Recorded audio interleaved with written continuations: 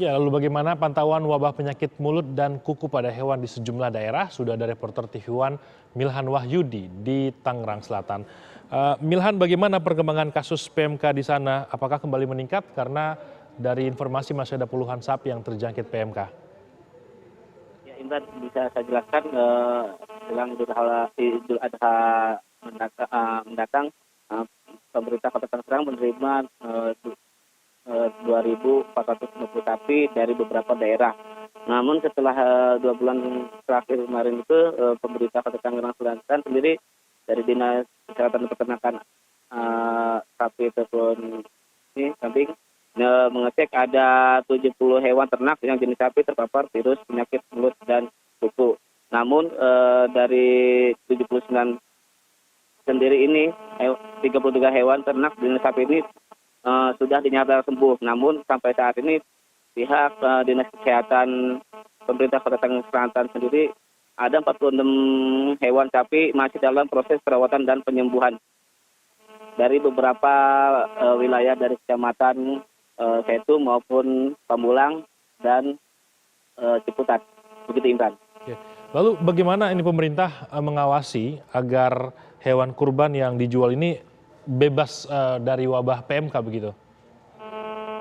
Untuk pemerintah Kota Tangerang Selatan sendiri sampai saat ini sudah menyetop dari pengiriman luar Jawa untuk jenis hewan sapi, sehingga sampai saat ini pemerintah Kota Tangerang Dinas Kesehatan ini masih melakukan pengecekan maupun vaksinasi terhadap para sapi yang datang dari luar Jawa ini. Oke.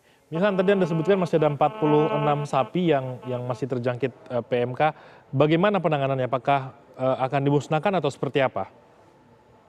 Sampai saat ini pemerintah Kota Tangerang Selatan sendiri dan dari Dinas Kesehatan peternak hewan ini masih melakukan penyembuhan terhadap 46 sapi ini. Jadi di sana itu 46 sapi ini masih di dalam perawatan di Dinas Kesehatan hewan Kota Tangerang Selatan.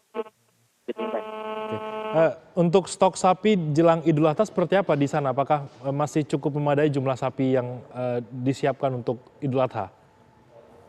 Untuk sampai saat ini saya mendapat data dari Dinas Kesehatan sendiri, sapi di wilayah Kota Tangerang Selatan masih dibilang aman, sehingga warga wilayah Kota Tangerang Selatan masih bisa membeli sapi di wilayah Kota Tangerang Selatan. Nah, untuk daya beli masyarakat, untuk masyarakat yang ingin membeli daging sapi atau kambing ini apakah cukup tinggi di Tangerang Selatan atau seperti apa karena wabah PMK ini?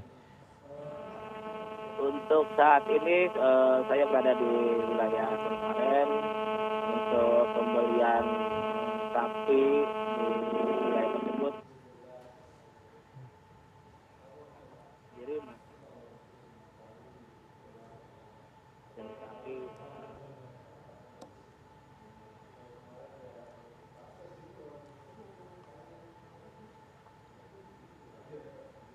Oke, baik, terima kasih Milhan Wahyudi. Tadi ada sedikit gangguan komunikasi, sudah ada laporan tadi dari Tangerang Selatan berkaitan dengan kasus wabah PMK di Tangerang Selatan, Banten. Kita selanjutnya beralih ke Lumajang, ada Wawan Sugiarto di Lumajang. Tadi di Tangerang Selatan masih ada puluhan yang terjangkit PMK, bagaimana di Lumajang? Baik, Imran. Jadi saat ini saya sedang berada di Pasar Hewan Lumajang, di mana di pasar ini sejak sebulan terakhir memang ditutup untuk proses sterilisasi. Perkembangan terakhir dari data Satgas PMK Kabupaten Lumajang, untuk ternak sapi di Kabupaten Lumajang terpapar wabah PMK sudah lebih dari 6.000 ekor. Terus untuk jumlah kematian sudah mencapai puluhan, tapi data akuratnya memang kita tidak bisa memperoleh karena data tersebut sudah ditutup. Sementara itu wabah PMK memang cenderung menyerang ternak sapi, sehingga pasar sapi ini hingga saat ini masih ditutup untuk kegiatan jual beli ternak sapi. Tapi sejak hari ini, sejak mulai kemarin, untuk pasar hewan di sejumlah pasar yang ada di Kabupaten Lumajang sudah dibuka kembali, tapi hanya dibatasi hingga pukul 10 pagi. Sementara itu, aktivitas transaksi maupun jual beli di pasar hewan ini memang cukup sepi pembeli karena rata-rata para pembeli ini merasa ketakutan untuk melakukan transaksi atau saat ini memang menjelang Idul Kurban ini diakui oleh para pedagang kambing terutama untuk omset penjualan mereka turun drastis. Bahkan untuk harga jual kambing per ekornya saat ini sudah mengalami penurunan hingga Rp300.000. Imran. Wawan, ini kan ada sedikit kekhawatiran dari masyarakat. Apa himbauan dari pemerintah setempat kepada masyarakat, apalagi mendekati Idul Adha yang notabene masyarakat akan ada yang membeli hewan kurban sapi maupun juga kambing? Ya. Berbagai upaya sudah disampaikan oleh pemerintah melalui Majelis Ulama setempat bahwa masyarakat tidak perlu resah atau tidak perlu panik hingga melakukan aksi jual paksa ternak mereka.